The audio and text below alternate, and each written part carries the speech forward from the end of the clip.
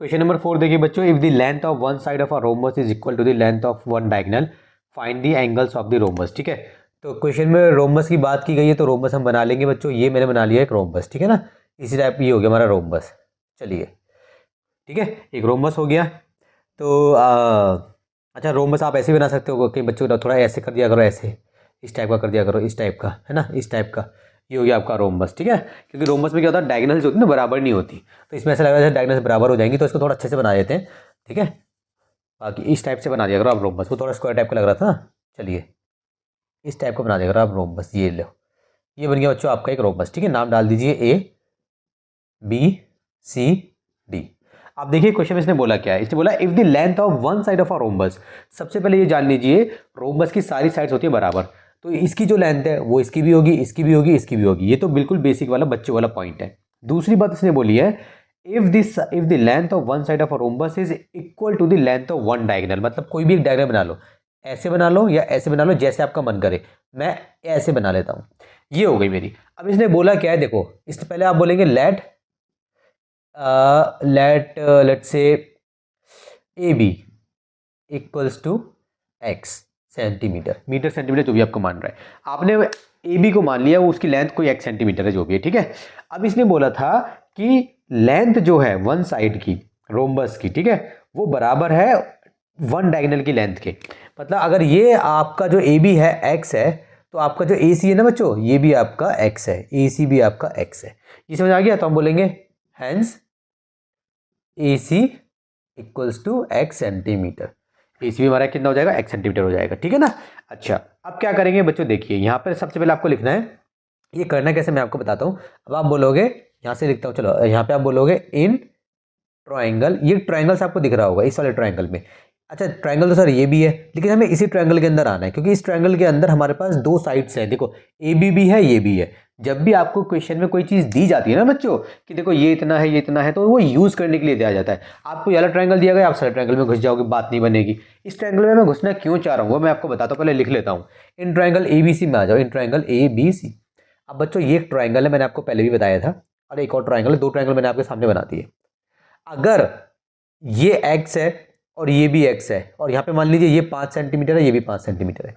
अगर एक ट्रायंगल के अंदर दो आमने सामने वाले एंगल्स बराबर होते हैं, तो इनके आमने सामने वाली साइड्स भी बराबर होती हैं।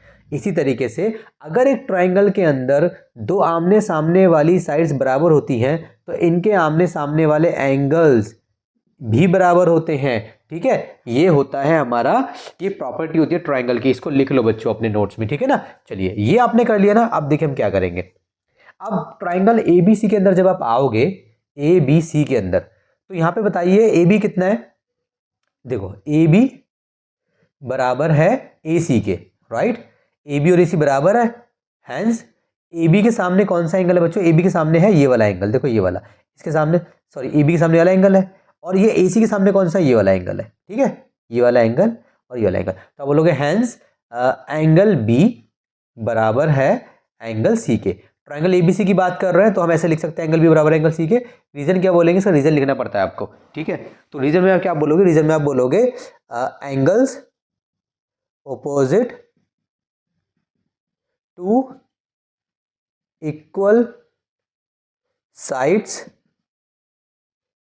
of a triangle। ठीक है, बस आपको ये बोलना है यहाँ पे। आप देखिए बच्चों, b बराबर हो गया हमारा c के। अच्छा, इससे बेनिफिट क्या होगा, हमें क्या निकालने हैं, हमें निकालने हैं, सारे निकालने हैं एंगल्स किसके, रोम्बस के। बहुत ईजी है, सबको सेम बनाना है। अब मान लीजिए, अब ये वाला एंगल है, इसको आप कुछ लेट कर लो। अब हम बोलेंगे लेट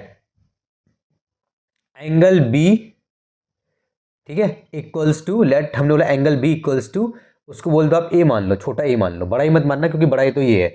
कुछ ऐसा ना, कुछ ऐसा अल्फाबेट आपको लेना जो अल्फाबेट यहाँ पे प्रेजेंट ना हो, बड़ा ए, बड़ा बी, बड़ा सी, बड़ा डी छोड़कर, और एक्स को छोड़कर छोटा ए मान लिया हमने। अब अगर ये आपका ए है बच्चों, तो ये भी तो आपका ए होगा, राइट। अच्छा, ये आपका ए है, तो आपका ये वाला भी ए होगा। सर ये क्यों होगा, क्योंकि हमारे आमने सामने वाले एंगल्स बराबर होते हैं रोम्बस में, जिस तरीके से पैरेललोग्राम में बराबर होते हैं। ठीक है, और पैरेललोग्राम रोम्बस, ठीक है, मैंने आपको बताया था ना, पैरेललोग्राम में अगर सारी साइड बराबर हो जाए तो रोम्बस बन जाता है। ठीक है, तो बस सिंपल सा याद रखो, रोम्बस में भी आमने सामने वाले एंगल्स बराबर होते हैं। तो हम बोलेंगे एंगल बी बराबर है एंगल डी बराबर है ए के। रीजन क्या है, यहाँ पे हम लिखेंगे opposite angles of a rhombus. ये रीजन लिखना बच्चों जरूरी है, ठीक है। चलिए ये हो गया हमारे इतना। अब देखिए बच्चों, अब मेरे को क्या करना है, मेरे को ये दो एंगल भी सेम चाहिए निकालने के लिए। अब मैं बहुत इजीली निकाल दूँ, तो क्या करूँगा, देखो बी कितना है ए, डी कितना है ए, ये तो हो गया। अब आपको ये पता है angle A plus angle B plus angle C plus angle D कितना होता है आपका, वो होता है आपका 360। थोड़ी देर के लिए ए सी को भूल जाओ, ठीक है। फॉर एग्जाम्पल ये रहा आपकी फिगर, ठीक है। अब ये एंगल, ये ए है, ये बी है, ये सी है, area. Angle A plus angle B plus angle C plus angle D कितना होता है, 360 होता है, ठीक है। मेरे पास कौन कौन से एंगल्स हैं अभी, मेरे पास बी और डी एंगल है। अब देखो मेरे पास एंगल सी आएगा कैसे, मैं बोलूँगा एंगल सी, ये जो एंगल सी है ना, एंगल सी बराबर होगा आपका ए प्लस ए के, ठीक है, इक्वल्स टू 2a हो जाएगा एंगल सी। इसका रीजन क्या लिखोगे मैं बताता हूँ, पहले आपको ये लिख दो, समझाऊंगा बच्चों। डायगोनल, ठीक है, of a rhombus bisects the angle. बस सिंपल ये लिख दो, बस ज़्यादा राम पता लिखने की ज़रूरत नहीं है।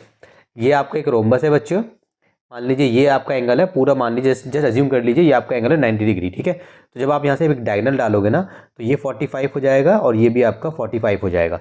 ये आपको बात समझ में आई। तो उसी तरीके से अगर ये ए है ना और ये डायगोनल जा रही है, तो ऑब्वियसली बात है ये जो है आपका ये वाला एंगल भी आपका ए ही होगा, ठीक है बच्चों। अब देखिए, और ये पूरा का पूरा एंगल कितना है, 2a। एंगल सी पूरा कितना है, 2a। तो एंगल ए भी कितना होगा, वो भी 2a होगा। जैसे यहाँ पे देखो, अगर ये एंगल मेरा 2a है तो ये भी तो 2a होगा, आमने सामने वाला एंगल है, ठीक है। ये वाली प्रॉपर्टी तो हम बोलेंगे हैंस, ठीक है, यहाँ पे कर लो हैंस एंगल सी बराबर है एंगल डी बराबर है 2a। रीजन क्या है, ये वाला, ठीक है, ऑपोजिट। मैं शॉर्ट फॉर्म में लिख रहा हूँ इस तरीके से, ये पूरा रीजन आपको उठा के यहाँ पे लिख देना है, ठीक है, रोम्बस। आप मत करके आ जाना ऐसे, आपको पूरा पूरा लिखना होगा, ठीक है ना। अब हम बोलेंगे angle A plus angle B plus angle C plus angle D कितना होता है बच्चों, 360 डिग्री होता है, राइट।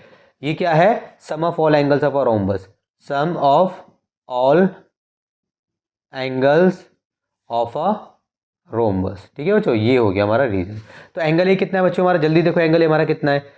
एंगल ए है हमारा, कहाँ गया बच्चों एंगल ए, तो दिख नहीं रहा, यहाँ से देख लेते हैं, 2a है एंगल ए हमारा है, सॉरी नॉट, ये सॉरी मैंने एंगल डी को लिख दिया बच्चों, ये तो एंगल ए है ना, ये एंगल हमारा ए है, माफ़ी चाहता हूँ मैंने इसको डी लिख दिया था, ये हमारा एंगल ए है, ठीक है। चलिए अब देखिए बच्चों, एंगल ए कितना है मेरा, एंगल ए है मेरा ये रहा 2a, प्लस एंगल बी कितना है मेरा, एंगल बी है मेरा ए, प्लस एंगल सी कितना है मेरा, एंगल सी है मेरा 2a, ठीक है, प्लस एंगल डी कितना है मेरा, एंगल डी है मेरा ए, इक्वल्स टू 360। ये हो गया, सारे ए हैं, बहुत इजीली सॉल्व हो जाएगा। कैसे, 2 4 5 6, 6a इक्वल्स टू 360, ठीक है। अब यहाँ पे कर रहा हूँ, ए को यहीं लिखेंगे, 6 बॉर्डर पार करेगा, सो 360 अपॉन में 6, ठीक है। अब मैं यहाँ पे कर रहा हूँ, ठीक है, तो 6 से डिवाइड कर दो, कितना हो जाएगा 60 डिग्री। तो हमें क्या निकालने थे, हमें निकालने थे find the angles of the rhombus. तो 60 आ गया बच्चों हमारा, ये हमारा क्या आ गया, एंगल ए 60 आ गया। इसका मतलब ये हमारा 60 है। अब हमारा देखो इसकी बात करो, डायगोनल को थोड़ी देर के लिए भूल जाओ, हमारा ये 60 हो गया और हमारा ये 60 हो गया, और ये दोनों हमें निकालने, तो कितने हो जाएंगे, वो 2a हैं तो डबल हो जाएंगे। ये 60 हो गया, तो थोड़ा सा मैं कहाँ करूँ बच्चों, रब करना पड़ेगा क्योंकि जगह खत्म हो रही है, तो थोड़ा सा मैं यहाँ पे साइड में रब कर देता हूँ ये वाला सीन, ठीक है। चलिए इतना सा बस। तो अब देखिए, तो एंगल ए हमारा 60 हो गया, तो इसका मतलब हो गया एंगल ए कितना हो जाएगा, वो हमारा 2a था, equals to 2 multiply 60 equals to 120 degree. तो एंड में आप लिख देना आंसर में, एंगल ए आपका और एंगल सी आपका 120 डिग्री और एंगल बी बराबर एंगल डी बराबर है आपका 60 डिग्री, ठीक है। क्वेश्चन नंबर 4 हो गया आपका सॉल्व।